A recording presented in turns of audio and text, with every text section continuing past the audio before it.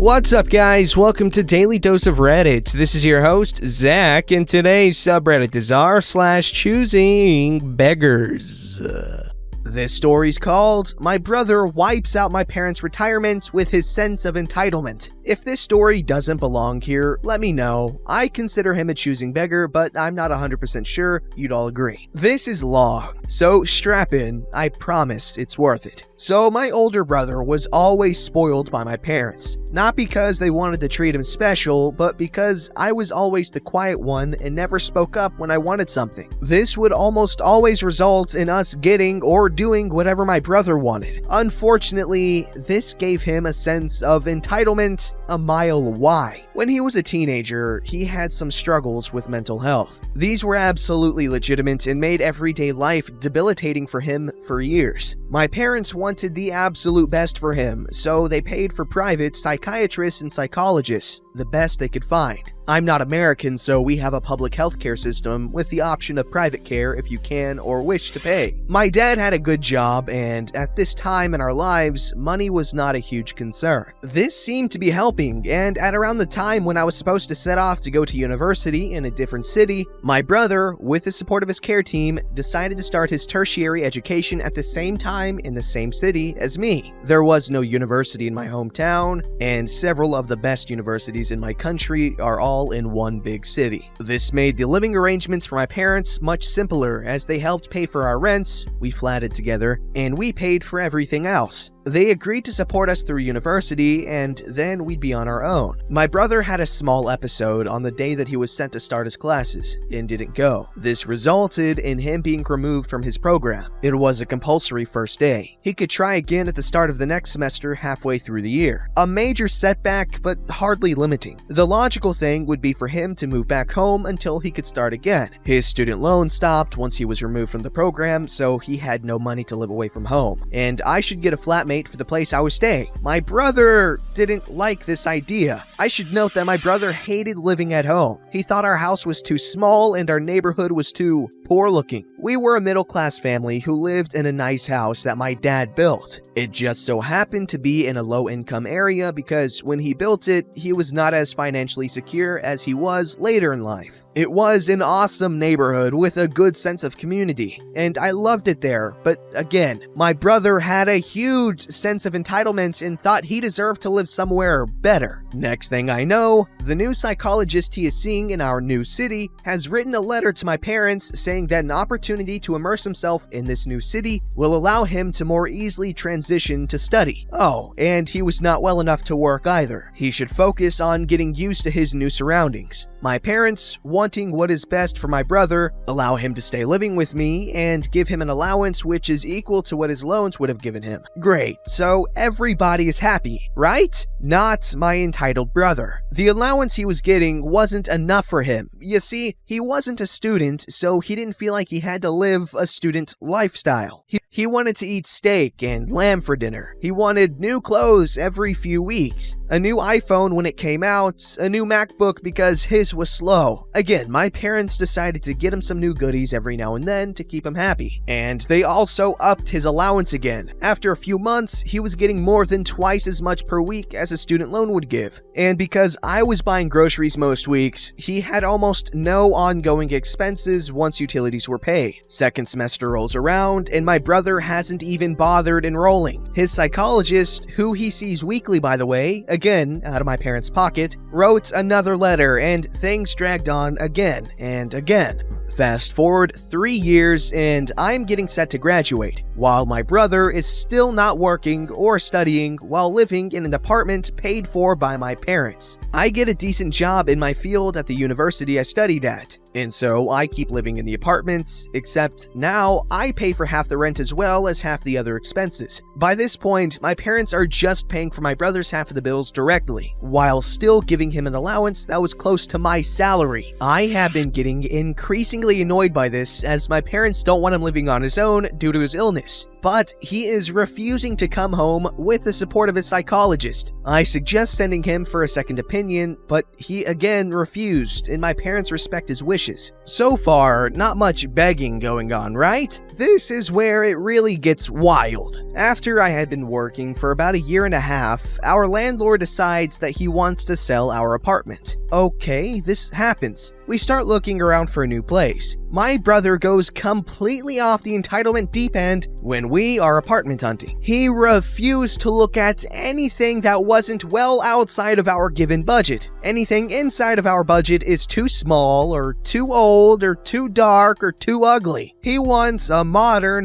new apartment in the heart of the city in one of the most expensive suburbs. His psychologist writes another letter outlining the importance of a comfortable environment for him. My parents cave, but I can't afford half of the new rent. They compromised with me, and I only have to pay the same rent as I was before, which is barely a third of the rent at the new place, mind you. I wanted to get my own place at this point. I'm mid-20s with a serious girlfriend who I intend to marry one day. I want to start my own life without my brother attached, but my parents beg me to stay for just 1 year. It's a beautiful apartment, and I can save while staying there, so heck, why not? I wasn't happy, but I could live with it. Unfortunately, my brother is now used to getting everything he wants or needs. He starts asking me to pay for more and more of the groceries. Idiot me, thinking that mom and dad had cut down on his allowance now that the rent is so expensive, agree to take up some of the slack. Big mistake. They were still giving him the same amount. He just wanted more. He starts asking me for more and more things, and then whines to mom when I don't give it to him. My parents cave over and over again and get him whatever he wants. New computer, new MacBook, new iPhone, heck, even a car. Up until this point, my parents could afford everything, especially with me helping out where I can. I was still saving for a house. I wasn't willing to throw away my future for my brother's present comfort. My dad had a good job and they were saving well for retirement. They were honest with me about their finances, as I would eventually be the one who got power of attorney when the time came. My mom is a pragmatic woman about that sort of thing, even if she has trouble saying no to my brother. But then, my dad stopped getting paid. He has an unusual job and works in a remote location away from home. And while he was stationed away, the company he was working for just vanished with the owner leaving the country. Now he can't leave his post until he is relieved. It was an important job, and there were legal ramifications for leaving his post unattended, so he was stuck there with no pay coming in. This resulted in him essentially losing his job and going months without being able to look for new work. Really messed him up for a while. He was only a few years away from retirement, so he decided it was time to kick back and enjoy life. My brother lost his mind. He raged for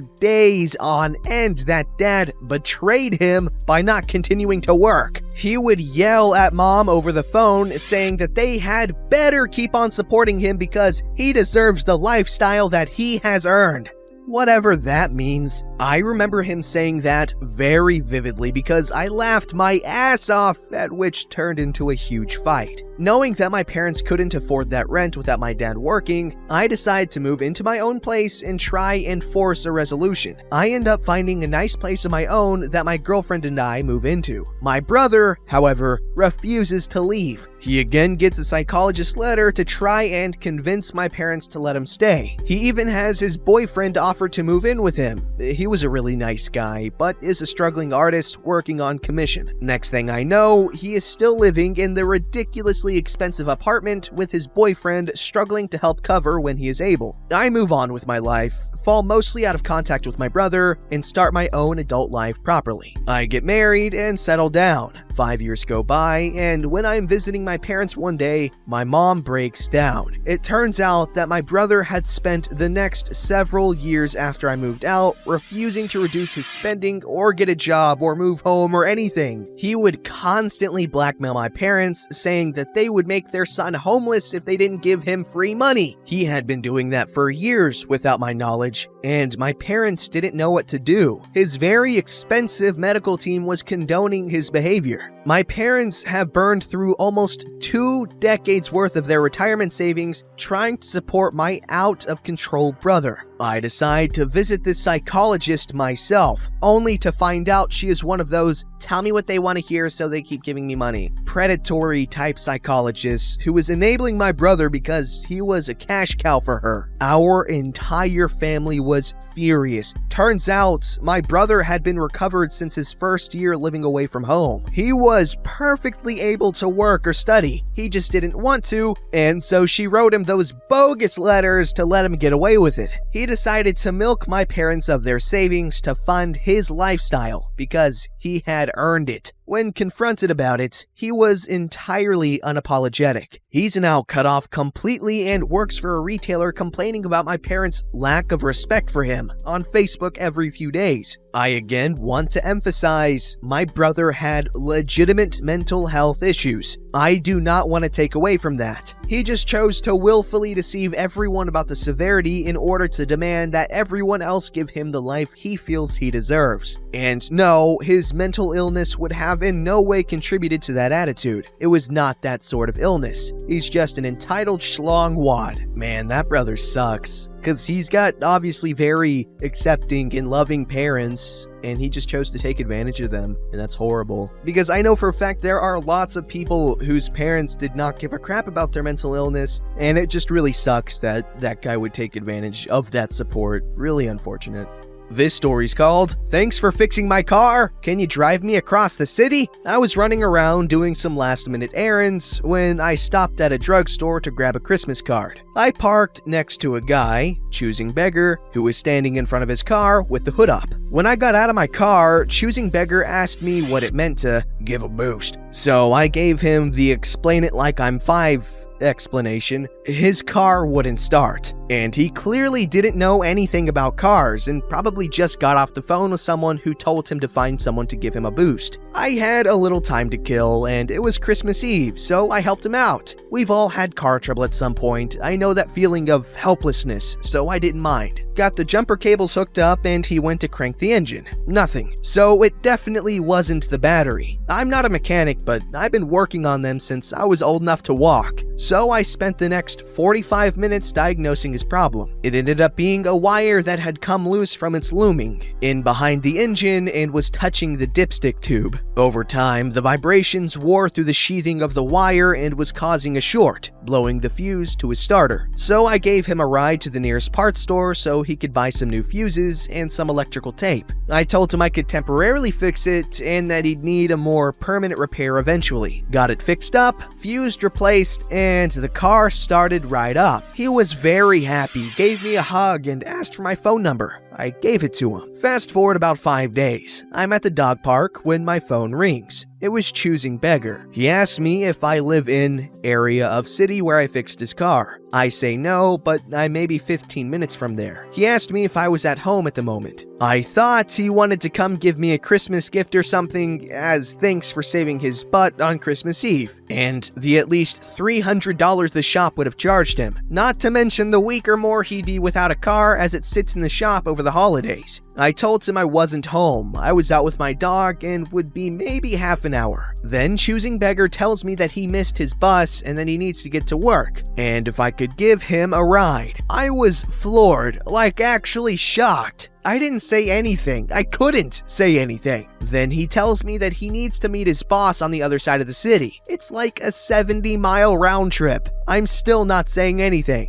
He's asking me to pick him up, spend a quarter tank of gas, and at least 90 minutes of my time to help a guy I met once, with zero mention of throwing me some gas money for my troubles or anything at all. I guess he sensed my hesitation because then he amended his request and said, "Even if you can get me to the train station, I can make my way down there." I was still flabbergasted, but me being the nice guy I am, and really shouldn't be, and the fact that I lived near the train station, I said, "Sure, I'll take you to the train station, but it's still gonna be at least 30 minutes. I need to walk back to my car and then get up talk to you." I could hear the disappointment in his voice, but he accepted and I told him I'd call him when I was close. I get on the road and I'm just shaking my head at the balls on this guy. But I figure it's not that far out of my way and maybe he's desperate and couldn't get anyone else to help him. Still, a cab or an Uber would cost him $70 plus. The least he could do is offer me a little gas money. I'm pulling up to the place he said he was waiting and I reach down to grab my phone. But just as I do, he calls me. He tells me he found someone else to give him a ride to work. Are you freaking kidding me? I say, "All right, man," hang up and block his number. Just when you think you can't get any more cynical and jaded with people, humanity says, "Hold my beer." Poor dude. Hey, I would definitely appreciate that much effort for me. But this just shows the importance of give and take in a relationship, any relationship at all. Because guess what? If you maintain a good relationship like that, where you guys do each other favors all the time because you're buddies and stuff, you'll run into a time when you have nothing to give, but you really need to take, and so your buddy can be like, "Hey man, it's all good." And that's friendship.